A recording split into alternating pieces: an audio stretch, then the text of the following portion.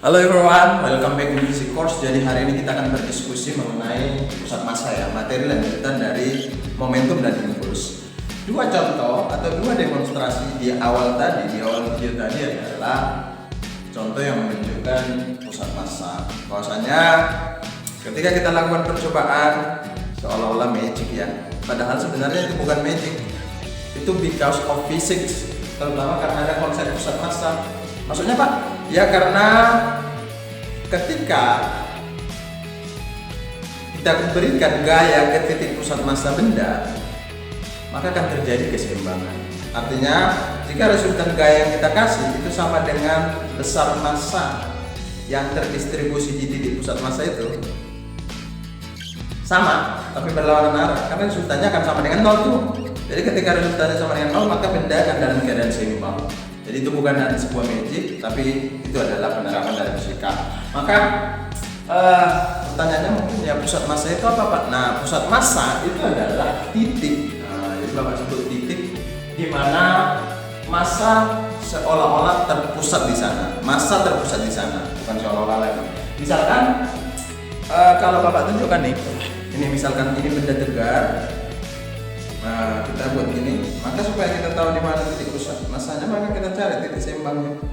Titik seimbangnya adalah di sini. Berarti bisa kita simpulkan bahwa pusat massa daripada benda ini adalah di sini pada saat dia seimbang.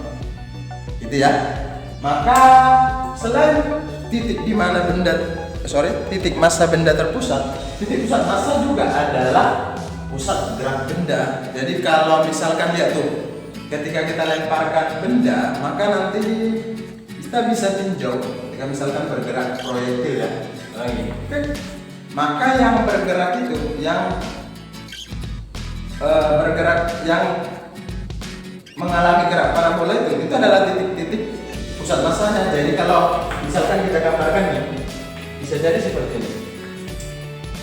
Ini misalkan, nah misalkan kalau kita lempar, nah ini nanti akan berputar seperti ini juga. Nah, titik pusat massa yang mana Pak? Nah, ini. Jadi yang bergerak itu yang mengalami lintasan parabola itu bisa kita lihat titik pusat massa benda itu. Makanya sering titik pusat massa itu disebut juga titik pusat atau titik gerak pusat benda. Gitu ya. Kemudian pusat massa itu adalah rata-rata distribusi massa. Makanya lihat tuh berkaitan dengan pusat massa di PPT, kalau kalian nonton videonya itu Bapak tampilkan juga Michael Jackson bisa menari melawan gravitasi.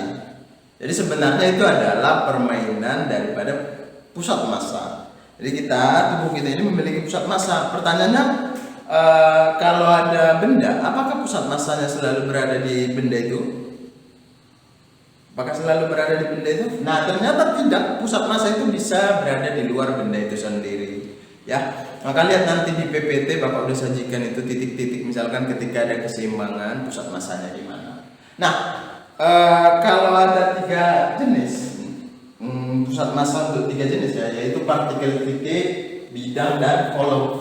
Maka letak pusat massanya kalau dia sumbu X itu akan sama dengan M1 X1. Jadi misalkan ada 2 partikel bermassa dihubungkan oleh benda, atau katakan kawat yang massanya kita berikan M1 dan M2, maka pusat massanya dalam arah sumbu X itu adalah M1 X1 plus M2 X2 per M1 tambah M2. Kenapa Pak? Ya karena 2 benda. Jadi kalau ada 100 benda, ya gunakan notasi sigma. Karena konsep pusat massa itu kembali lagi ke rata-rata distribusinya.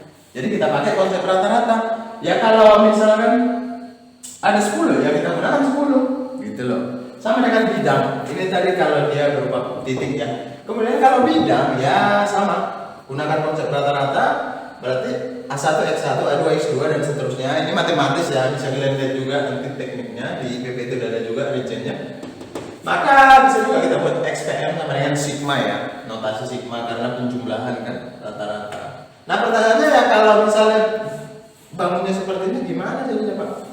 Nah misalkan gini nih, seperti soal latihan itu, misalkan gini. Maka ini kali ini tambah ya, maka kan yang ini jadi kurang karena ini ada sebagian yang hilang. Ya misalkan kita buat titik-titik, ini A2, ini A1, ya nanti jadi A1 dikurang A2 pusat masanya gitu loh. Sama halnya dengan volume. Kalau volume tetap gunakan rata-rata, ya tetap pakai mirip dengan ini. Bedanya kalau ini luasan, ini titik, ini volume. Ya, jadi ini matematis. Itu Bapak rasa untuk mengantar konsep pusat massa. Pesannya adalah sederhana. Kita harus merendahkan pusat massa kita supaya kita lama bertahan di dunia ini, karena gaya tarik bumi sangat kuat ya. Jadi rendahkanlah hatimu supaya pusat massamu rendah dan bisa survive atau bertahan lama di dunia ini. Thank you, Bapak akhiri dengan salam mungkin. Nah, coba ini.